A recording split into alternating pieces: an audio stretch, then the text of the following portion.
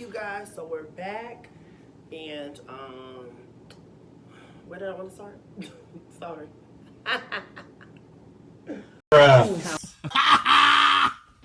Hey you guys, sorry about that. So we're back, and I pretty much want to move into part 2 of this whole saga.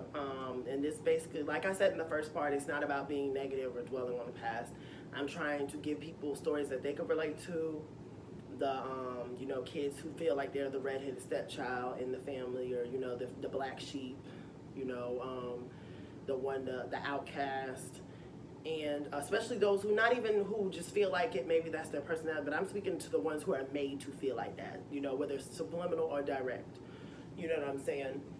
And you know, now we're moving to another part. You know, hopefully people, if anybody can relate to that, I feel like, you know, this message helps somebody. So this second part is titled "A Ton Homeless, a Tad Hopeful." Now I want to start off by saying my version of homeless might not be the same as yours or somebody who has been homeless. So to go into what I meant by that, I was supposed to be staying with somebody. They kind of had a whole bunch of stuff going on, and I was like, well, you kind of just left me by the wayside. So I had to go. I packed all my stuff.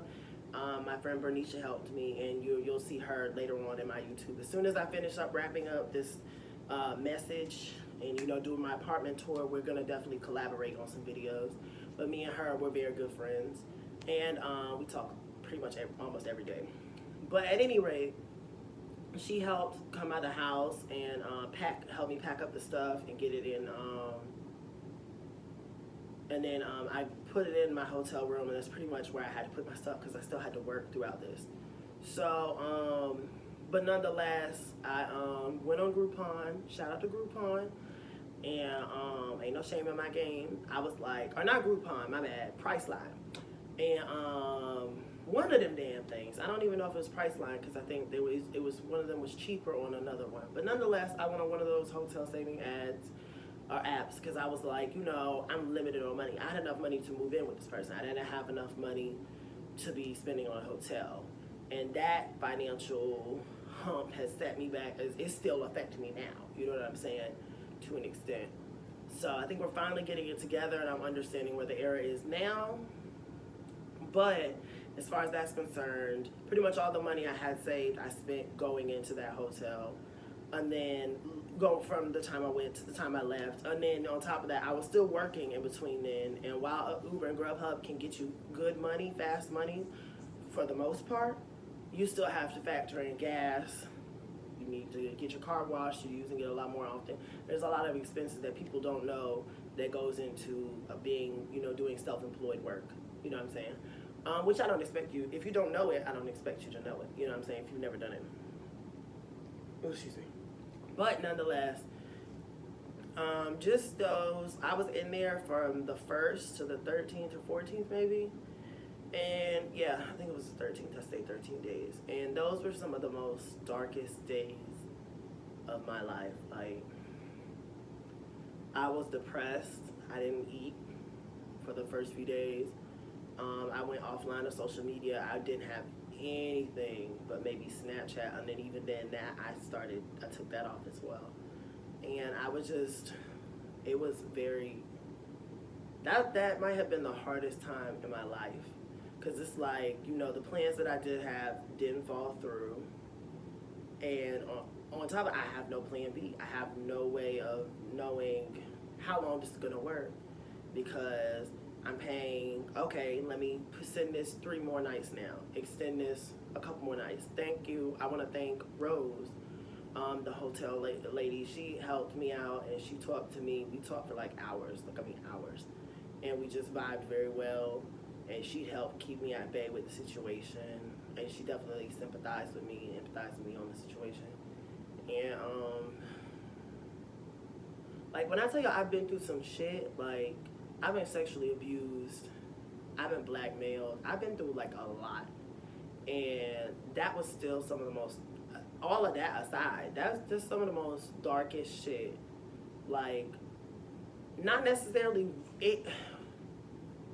I mean, you don't have a place to lay your head. Like, yeah, this is a hotel. Yeah, it's better than being in my truck per se.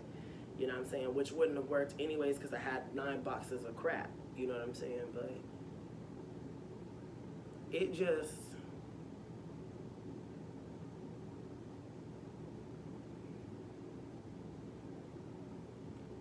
it was a rough time. It was a rough time, and I understand that while I'm telling y'all this, I'm kind of working through some stuff that I didn't really confront my own self, you know, and it just the feeling of being there, it wasn't a good feeling. I tried to make the best out of it, you know what I'm saying, and then to be going through all this on the inside and to still have to work. You know, one good thing or one thing with Uber that a lot of people can't do, you know what I'm saying? You have to be, you know what I'm saying, you have to put everything that you got going on to the side, and you know, you have to provide a service to this person, you know what I'm saying? And that can especially get awkward in certain car talks, you know, or in certain conversations, especially if it's a long ride, you know what I'm saying? Because people do want to know, like, your personal life, not necessarily to be nosy, but, you know, it's just, we're in this vehicle, we may as well talk. And that did come up quite a few times, you know what I'm saying? I wouldn't go into every detail of what I was going through, but you know what I'm saying? I have no problem telling you, you know, I have a shit family, you know what I'm saying? And then, you know, I was talking to some writers last night about it, you know what I'm saying? Just certain stuff, you know, and we're just having real life conversation, you know what I'm saying? Like, one thing I'll tell you about Uber, like, if you're an Uber rider or driver, you sign enough therapy with that, you know what I'm saying? But with that being said, just having to put that to the side, and you know, even if, you know, okay, I've, you know, confided in this, you know, rider or whatever, and we had a moment and they shared with me some stuff that went on in their life, you know what I'm saying? Because sometimes it's like, you know, this person, especially if they're older, I'm like, okay, maybe I'm looking at the, you know, you can be like, you know, maybe I'm looking at this wrong, or maybe there's a different way to look at it. So, and it doesn't even, it's not a conscious thing. Like, it just ends up happening. Like, you know what I'm saying? Especially when you get somebody that's open, a writer who's open to conversation and just, like, wants to hear what you have to say. Like, I've had people who, while I'm talking, like, they'll, like, one person was, like, their phone started ringing. They were in the front seat. It was their mom calling. And they sent her the voicemail. And they were like, I'll talk to her when I get done. You know what I'm saying? I want to hear this. And so, you know what I'm saying? It's a very powerful thing. And I think Uber, it's helped me in a way. You know what I'm saying? And with, as far as the aspect of things goes, because it just helps to talk about stuff, you know. I understand, especially in the black community, you know, we don't really value things like therapy and talking about our feelings, but it does help, you know what I'm saying? And I'm not saying this person now has a PhD. I'm not saying I do either. Now, I did very well in my psychology class, so, you know, I'm skilled more than most of the average people to just talk about, you know, or for advice or whatever. But, yeah, so nonetheless, that's pretty much just went on. It was 13 days of that. You know, I tried to spend time with my friends when I could. Excuse me. Definitely on the weekends, I was out there Uber until 3 a.m., 4 a.m., which I am already. And it was dark. I've never felt, with the stuff that I've been through, I've never felt that dark in my life. And it's like a black hole of nothing. That's what I felt like. You know what I'm saying? I felt like, how am I in this situation? You know, how did we get here? Should I have just sucked it up? Should I have put up with the abuse and just, you know, paid them basically to abuse me? Because this is the thing, too. With any parent, more than likely, it's like, oh, you know what I'm saying? If they're already like, oh, you don't pay no bills, or you know, that little mentality of, oh, because I pay a fucking bill, you know, I'm just, you know, I'm the fucking, you know, slave master, pretty much.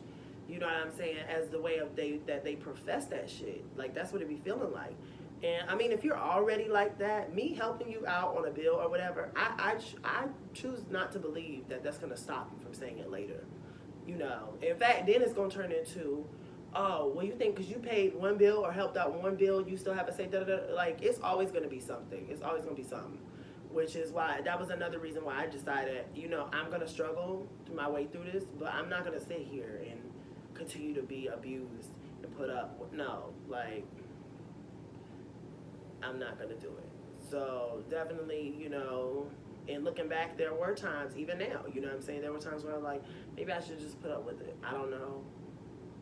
And it was a double-edged sword because I was glad I was gone from my family, but I definitely, you know, I didn't have a place to call home. And yeah, nonetheless, that's pretty much what I went through as far as the hotel went and all that stuff. And I actually just ended up doing a Grubhub there maybe a couple days ago, and just to walk through there, it felt so, I don't know, it felt weird. But yeah, it was the Hawthorne on Jimmy Dias, for those people who live in Augusta. That's where I stayed. By the way, don't stay there. On top of all of that depressing shit, their Wi-Fi is ass. So like, of course I went on social media, but I was definitely like, let me try to watch stuff, you know what I'm saying, just watch TV to get it off my mind. They had 8 different Wi-Fi modems, because they knew all the bitches with ass. And they just take turns being ass throughout the day. I switched from Hawthorne 6 to Hawthorne 4. Don't stay there. Don't stay there. Unless you're trying to whack you up some Windham points, don't stay there. But yeah, nonetheless, I think that pretty much concludes the video. Y'all let me know down below if y'all have any stories, you know, if y'all being homeless, or, you know, any issues with your parents that may have pushed you in situations similar to this. And yeah, I will get back to y'all on part 3.